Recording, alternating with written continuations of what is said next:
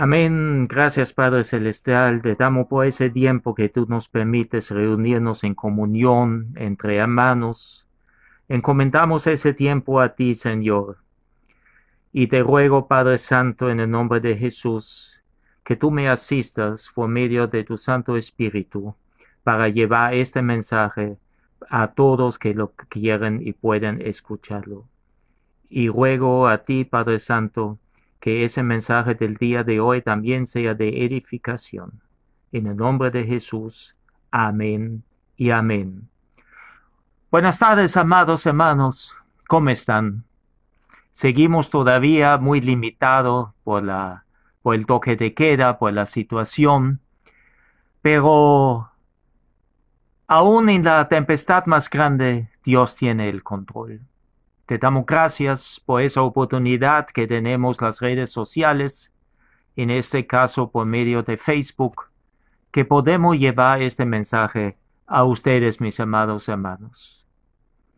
Por favor, busquen en su Biblia el Evangelio según Mateo, en el capítulo 28, y vamos a leer los versículos 1 al 6.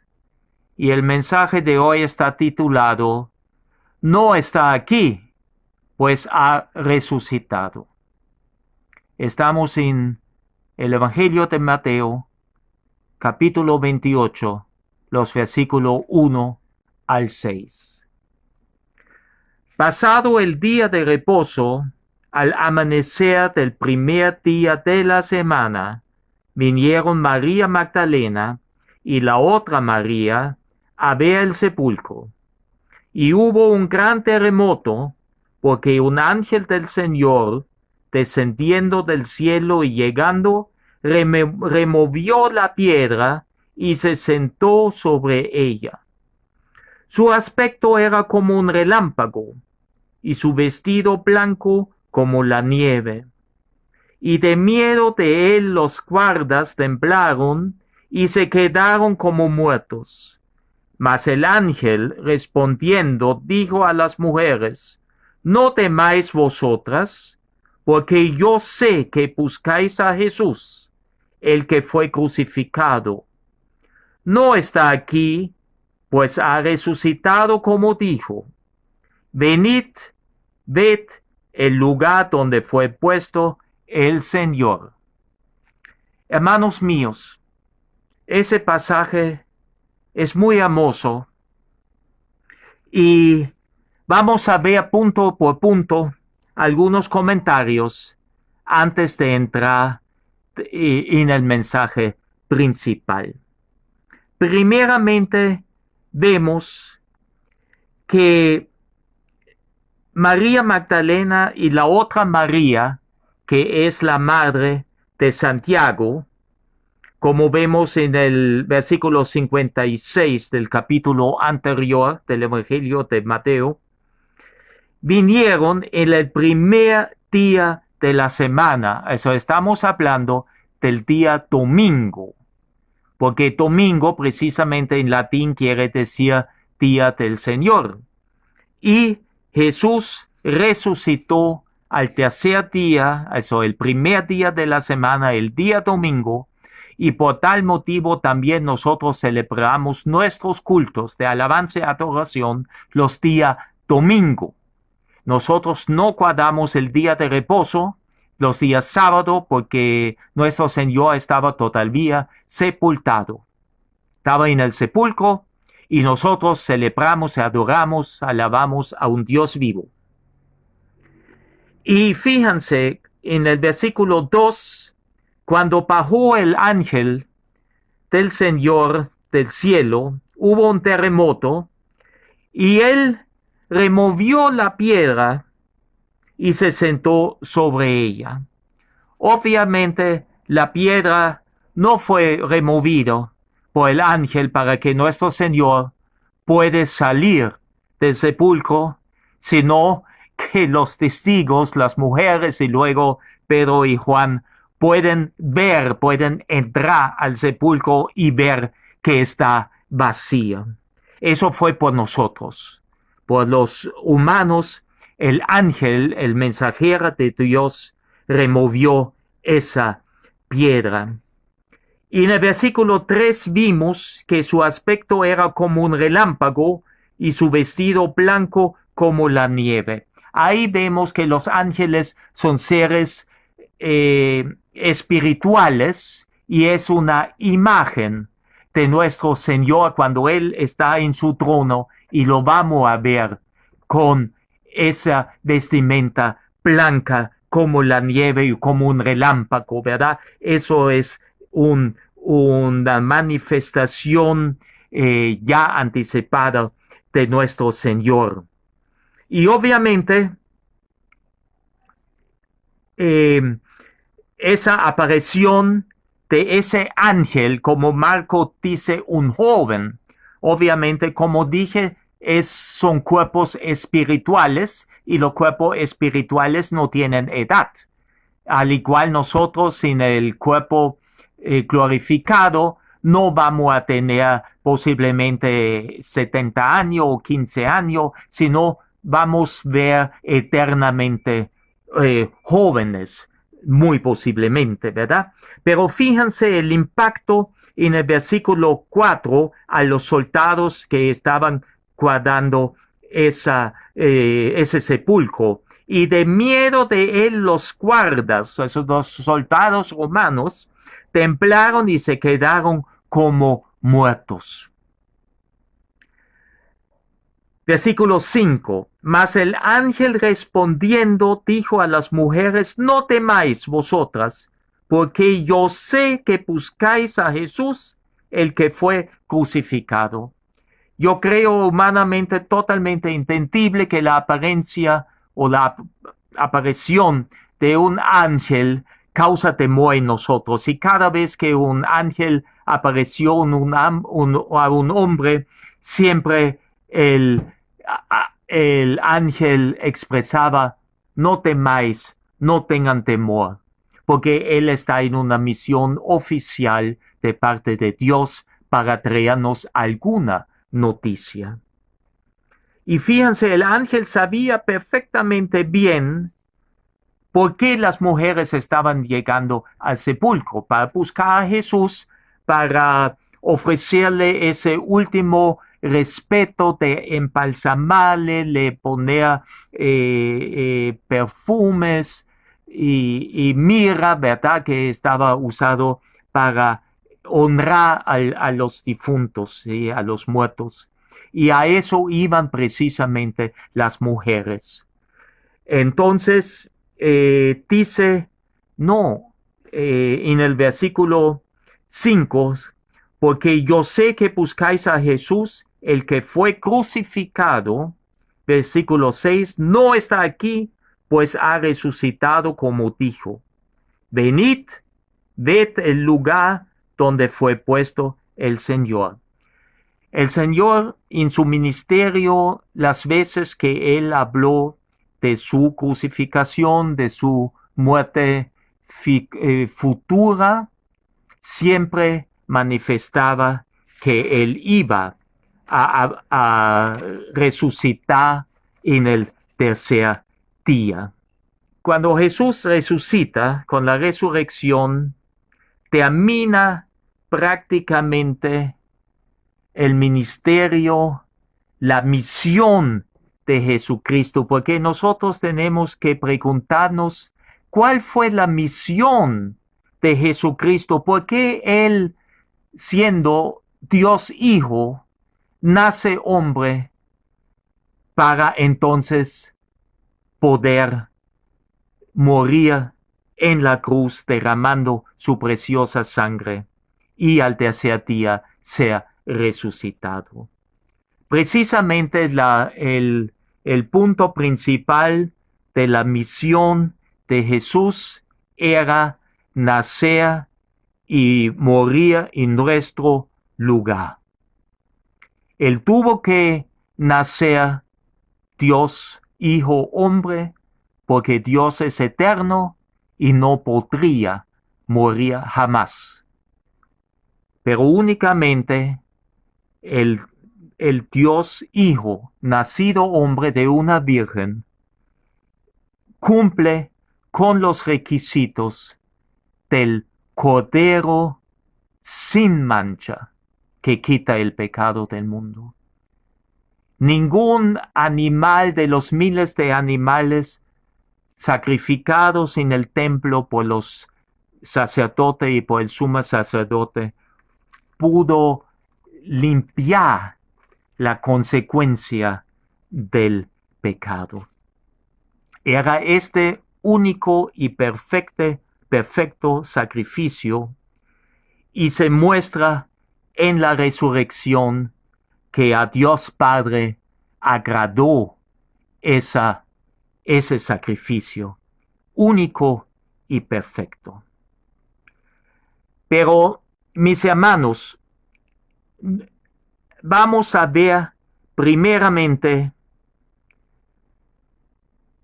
referente la misión de Jesucristo de salvarnos, de redimirnos. Entonces, vamos a ver, Él fue ese Cordero sin mancha que el apóstol Juan en su evangelio, en el versículo 1, en el capítulo 1, Juan capítulo 1, los versículos 29 y 30, vemos que Juan el Bautista, el último profeta en el Nuevo Testamento, ha profetizado lo siguiente.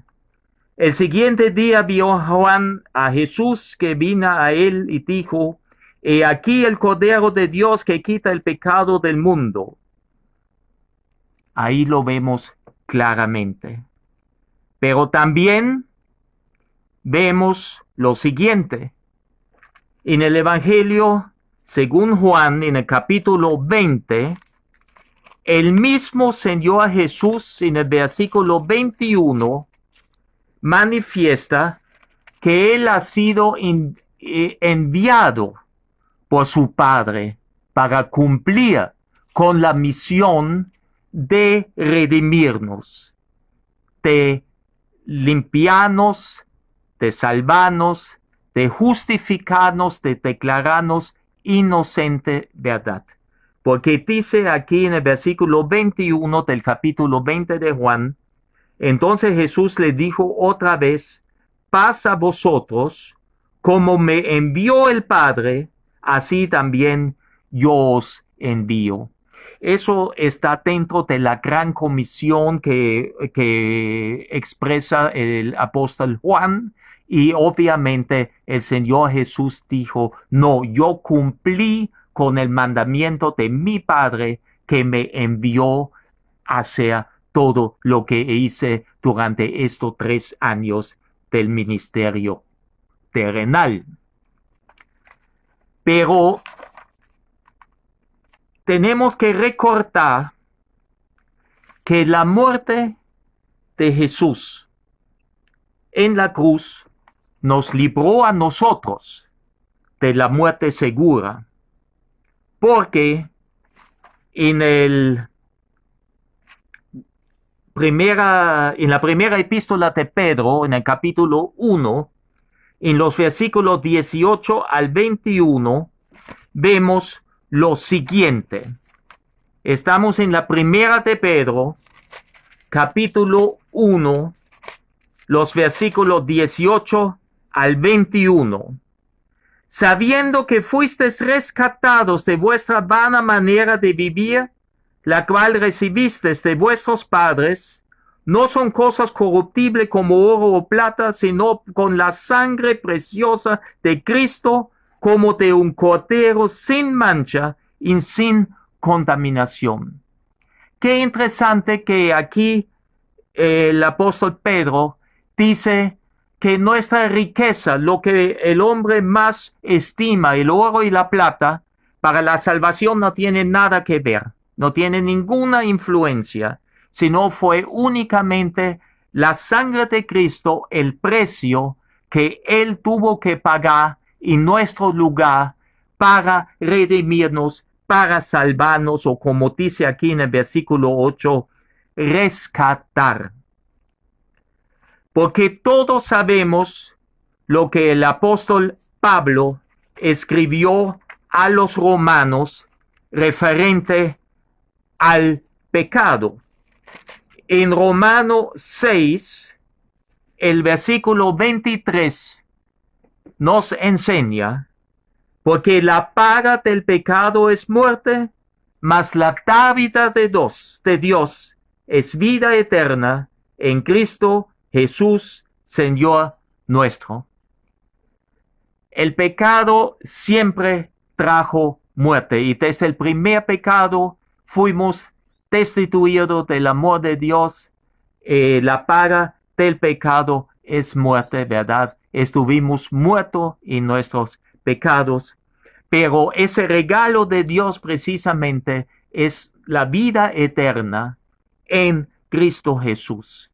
Y eso podemos ver como nuestro Señor resucitó al tercer día, y era necesario que sea así, porque en la cruz la preciosa sangre venció al pecado, a Satanás.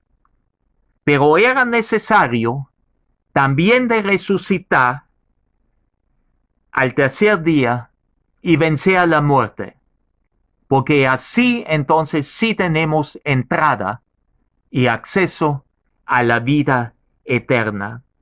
Y el Señor Jesús siempre profetizó que Él iba a ser crucificado, iba a sufrir, iba a ser entregado a los gentiles, pero al tercer día Él va a resucitar. Acompáñame por favor en su Biblia a la primera carta de Pablo a los Corintios. Primera carta de Pablo a los Corintios en el capítulo 15. Primera de Corintios, capítulo 15, los versículos 3 y 4. Porque primeramente os he enseñado lo que asimismo recibí, que Cristo murió por nuestros pecados, conforme a las Escrituras, y que fue sepultado y que resucitó al tercer día conforme a las Escrituras. Estaba escrito en las Escrituras, porque si vamos al profeta menor Oseas, en el capítulo 6, en el versículo 2, la Escritura dice: nos dará vida después de 2 días, y en el tercer día nos resucitará y viviremos delante de Él. Ahí vemos verdaderamente en ese pasaje del Evangelio de Mateo 28, del 1 al 6, esa culminación del ministerio de 3 años de nuestro Señor Jesucristo. Pero no solamente Él vino a redimirnos, también durante estos 3 años de su ministerio, Él nos enseñó otras cosas importantes. Por ejemplo, como primer punto, Él nos enseñó al Padre. Y por favor, acompáñenme al Evangelio según Juan, en el capítulo 14, y vamos a leer primeramente al versículo 7. Si me conocieses, también a mi Padre conoceríais, y desde ahora le conocéis y le habéis visto. Juan 14, versículo 7. Pero al igual, en los versículos 9 al 11 del mismo capítulo 14 del Evangelio según Juan, el evangelista escribe lo siguiente: Jesús le dijo: ¿tanto tiempo hace que estoy con vosotros y no me has conocido, Felipe? El que ha visto a mí, ha visto al Padre. ¿Cómo pues dices tú, muéstranos al Padre? ¿No crees que yo soy en el Padre y el Padre en mí? Las palabras que yo os hablo, no las hablo por mi propia cuenta, sino que el Padre que mora en mí, Él hace las obras. Creedme que yo soy en el Padre y el Padre en mí. De otra manera, creedme por las mismas obras. Aquí vemos una vez más esa comunión íntima entre Dios Padre y Dios Hijo. Cuando estudiamos el libro de Juan en capítulo 1, en el versículo 1, cuando dice la palabra de Dios, y al principio era el verbo, y el verbo era con Dios, y el verbo era Dios, vemos esa misma comunión íntima entre el Padre y el Hijo. Todos sabemos que únicamente en la cruz el Dios Santo, el Dios Padre Santo, tuvo que separarse temporalmente de su Hijo, nacido hombre con nombre Jesús, porque en este momento Jesús cargaba con el pecado del mundo. Y el Dios Santo nunca puede estar con el pecado. Dios aborrece al pecado, pero si nosotros pecadores nos arrepentimos, Él nos recibe como hijos. Cuando lo recibimos como nuestro Salvador personal y Señor, y cuando creemos en su nombre, eso, cuando creemos en todo lo que Él ha hecho durante su ministerio terrenal. Y creemos también que Él murió por nosotros en la cruz, que esa preciosa sangre fue el precio de nuestros pecados, pero que fue resucitado al tercer día. Hermanos, pero también en el Evangelio según Juan, en el capítulo 10, versículo 30, Juan 10, capítulo 30, vemos todavía una expresión, una manifestación del Señor Jesús. Yo y el Padre uno somos. Qué tranquilidad para nosotros conocer esa íntima comunión entre el Hijo y el Padre. Pero también el Señor Jesús nos demostró durante su ministerio cómo orar. También muy importante. Vamos al Evangelio según Lucas, en el capítulo 11. Lucas 11, el versículo 1.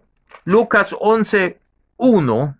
Aconteció que estaba Jesús orando en un lugar y cuando terminó, uno de sus discípulos le dijo: Señor, enséñanos a orar como también Juan el Bautista, enseñó a sus discípulos. Fíjense, los discípulos estaban ya un tiempo con el Señor día y noche, 24/7. Los discípulos, los apóstoles eran su iglesia. Y piden entonces al Señor enseñarles cómo orar. Y yo creo, Él es un ejemplo de oración. Si busquemos en las escrituras las veces que Jesús oraba, podemos aprender mucho cómo es la forma correcta de orar. Y yo quiero nada más citar un evento según el Evangelio, según Marcos, en el capítulo 1, el versículo 35. Marcos 1, versículo 35. Levantándose muy de mañana, siendo aún muy oscuro, salió y se fue a un lugar desierto, y ahí oraba.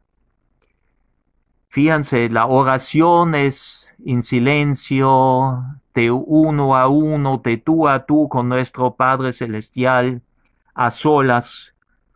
Y qué hermoso es levantarse en la mañana temprano y estar en comunión con nuestro Padre Celestial.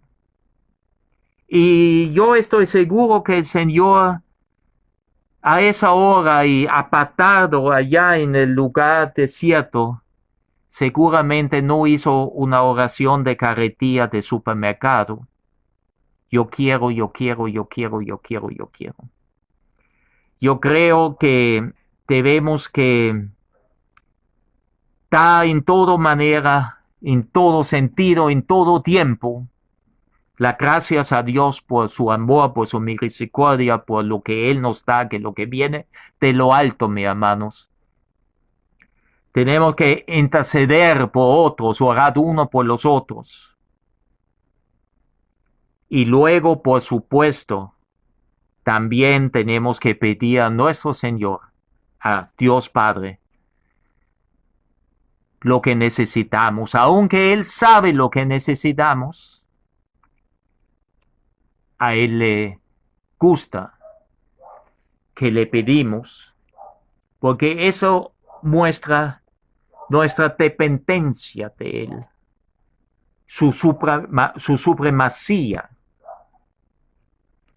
Y eso lo únicamente podemos hacer cuando el Señor Jesús, cuando Dios, y Él ya es Dios, está sentado en el trono de nuestra vida. En el momento que nosotros quitamos el yo del trono de mi vida, qué fácil es hablar con Dios. Estamos en comunión. Somos sus siervos. Somos sus hijos. Ese es nuestro Padre celestial, lleno de amor. Y Él nos amó primero a nosotros y por tanto podemos amar nosotros también. Hermanos, pero el ejemplo de Jesús es un excelente ejemplo, el mejor ejemplo, cómo debemos orar.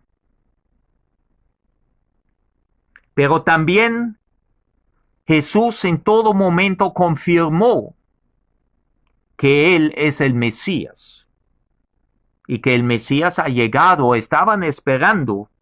Los judíos sabían perfectamente bien la profecía sobre la venida del Mesías, del Salvador, del Cristo.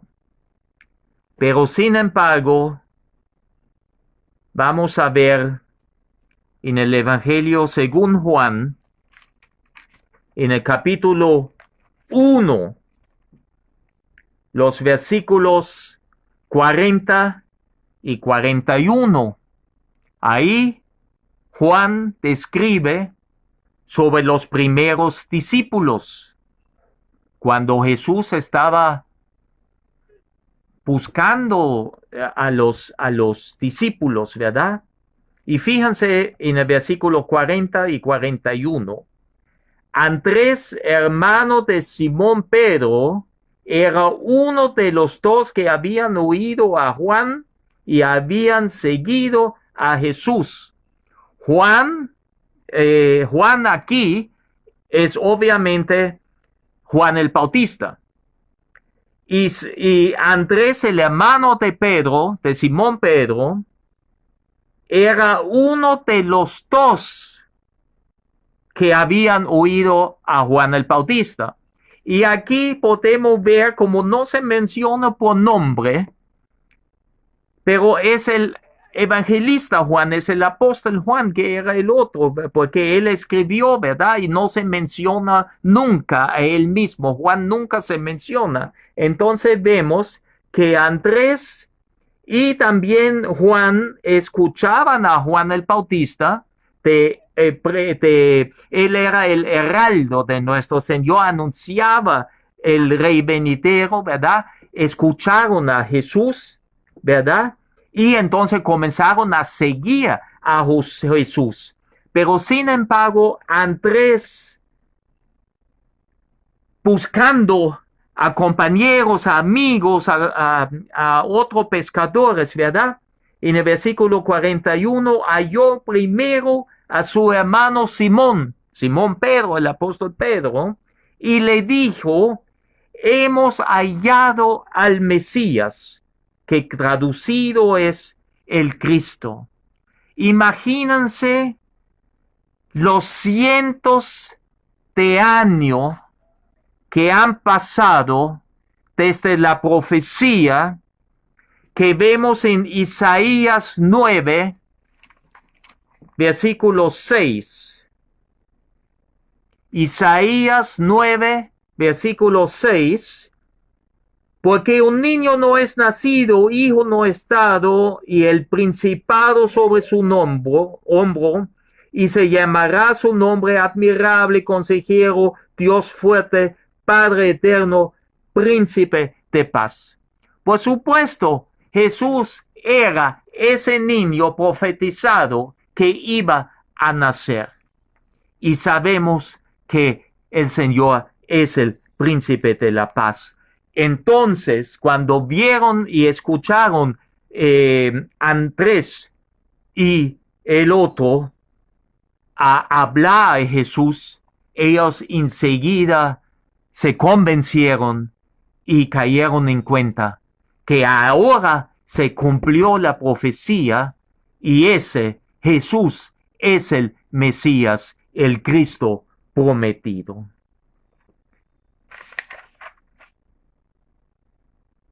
Hermano, pero también tenemos que recordar algo. Los apóstoles, sus discípulos, por la crucificación, la muerte de su maestro, estaban sumamente tristes. Después de 3 años de esa comunión 24/7 con Jesús, su maestro, estaban desesperados, estaban tristes, estaban deprimidos,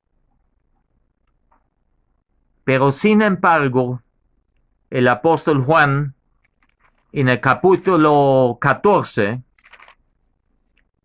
en el versículo 26, escribe una promesa de parte de nuestro Señor Jesús para sus discípulos.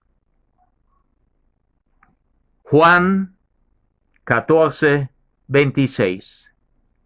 Mas el Consolador, el Espíritu Santo, a quien el Padre enviará en mi nombre, Él os enseñará todas las cosas y os recordará todo lo que yo os he dicho. Jesús les prometió que Él va a pedir a su Padre Celestial, que Él envía a su Espíritu, al Espíritu de Dios. Y en su lugar, ahora la presencia de Jesús en los discípulos va a ser por medio del Espíritu Santo. Y tenemos que ir al libro de Hechos, en el capítulo 1, y tenemos que ver un poco el asunto que Jesús va a dar las últimas instrucciones a los discípulos antes de subir al cielo. Y el contexto es que Jesús estaba apareciendo por 40 días de la resurrección a personas, a los discípulos, a 70, a 120, a 500, a los 11 en el aposento, a los 2 en camino a Emmaus. Había testificación que Cristo vive, pero los discípulos, los apóstoles estaban intrigados. ¿Cuándo va a venir Jesús otra vez para poner su reino? Porque ellos estaban esperando que Cristo venga, que instala su reino. Y eso tú y yo, mi amado hermano y hermana, debemos que también anhelar. Maranata, Cristo viene. Ojalá No se debe decir ojalá porque no somos adoradores de Alá, sino cuando Cristo venga, ¿verdad?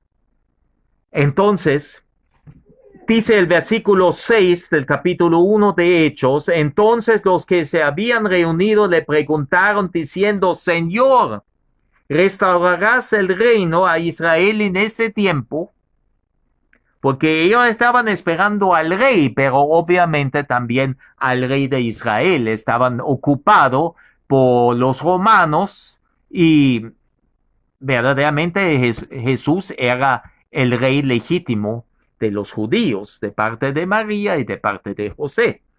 Y el versículo 7 dice, y le dijo, no os toca a vosotros saber los tiempos o los sazones que el Padre puso en su sola potestad.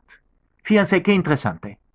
Aquí hay científicos que tratan de leer la Biblia al derecho, al revés, los números suman, restan, dividan para adivinar el día que Cristo venga. Pero dice el Señor, ni yo lo sé. Esa facultad solamente tiene mi Padre Celestial, Dios Padre. Y así debe ser.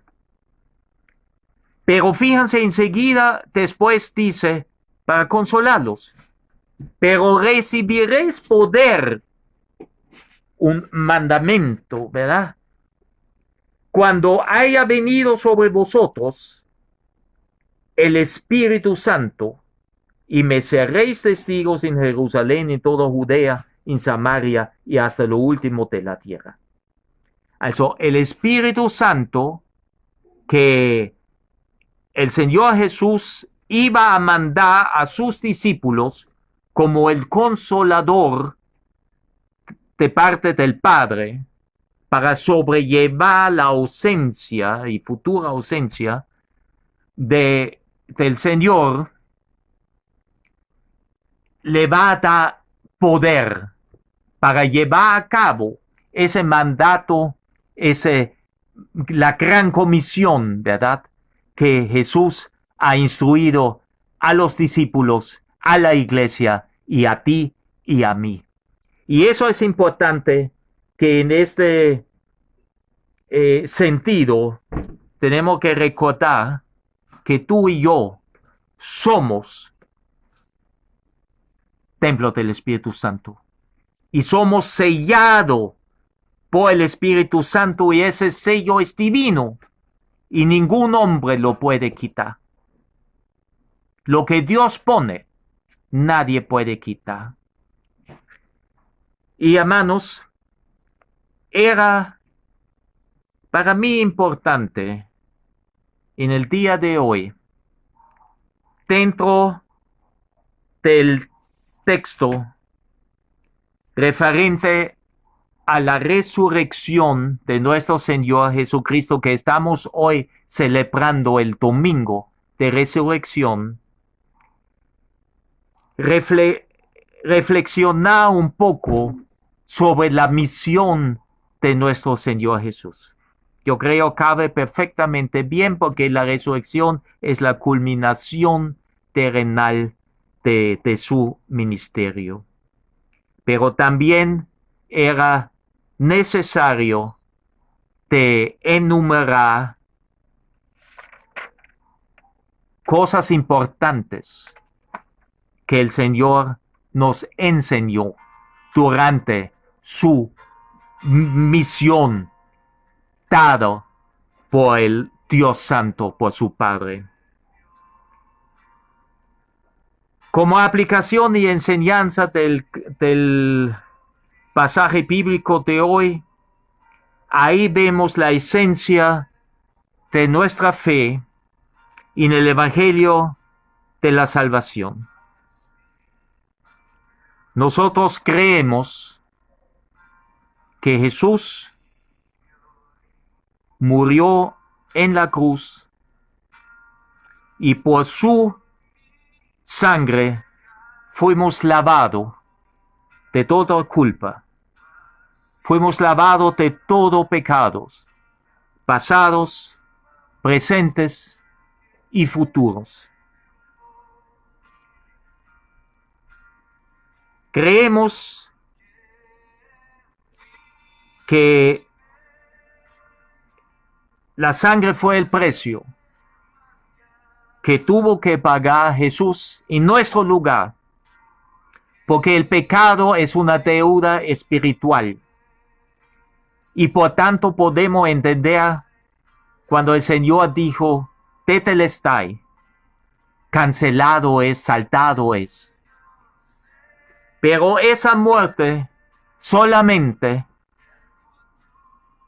tiene también ahora para nosotros más importancia, si bien es cierto que venció al diablo en la cruz, pero fue por esa resurrección que Dios lo levantó de los muertos, que nosotros tenemos acceso algún día venidero a la presencia del Señor.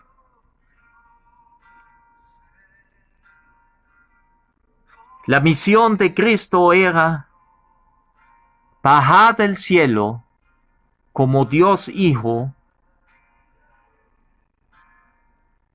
haber nacido hombre, con nombre Jesús, para que nosotros podamos subir algún día al cielo.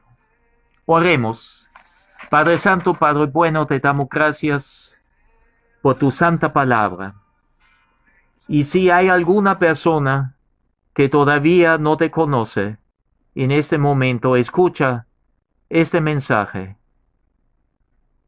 Acepta ahora al Señor como tu Salvador y Señor. Cree en ese evangelio, que Él murió por ti en la cruz, pero venció también a la muerte al tercer día.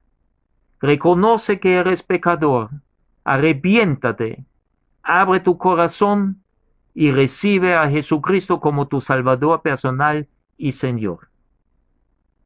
Pero no es solamente una repetición de una oración de forma mecánica, sino solamente si tú lo haces con un corazón sincero. Si tú abres ese corazón tuyo al Señor Jesús. Pero también, Padre Santo, quisiera en este momento orar por todos aquellos que han perdido un ser amado en esta crisis mundial, en esa pandemia de COVID-19. Ruego a ti, Padre Santo, que por medio de tu palabra tú puedes darles consuelo, fortaleza y levantarlos, darles fuerza y resignación, hermanos míos. Pero también te pido por todas aquellas personas que están sirviendo ahora a la sociedad, al prójimo, en esta crisis de pandemia. Siempre oramos por los médicos, por el personal de enfermería, de los laboratorios, de los asistentes, personal de limpieza, los operadores del metro, de los buses, de taxi, de Uber. Pero, Señor, hoy también quiero especialmente orar por aquellos panameños que trabajan recolectando la basura en todas las ciudades, en todos los pueblos. Muchas veces con poca protección, casi con las manos limpias. Protégelos, Señor. Cuídalos, Señor. Y te damos gracias por el servicio de ellos, porque ellos verdaderamente se sacrifican por nosotros. Y Padre, también te pido que el panameño entienda que el toque de queda quiere decir que debemos quedarnos en casa. Es difícil que diariamente hay 600, 700, 800 personas retenido por la policía y respetando el toque de queda, porque no solamente ellos arriesgan su propia vida, sino arriesgan la vida de los demás. Te damos gracias por el presidente, te damos gracias por la ministra de Salud, el ministro de Seguridad Pública, el director de la Caja de Seguro Social y todos los demás eminencias involucrados en ese plan de emergencia nacional para tomar las decisiones necesarias, aunque son incómodas, ciertamente, pero son necesarios para poder, con tu ayuda, Dios Santo, frenar la propagación de ese mortal virus. Al igual, bendice cada hogar presente en esa reunión virtual. Te damos gracias por cada hermano y hermana aquí conectado por medio del Facebook. Que nunca faltes en el hogar.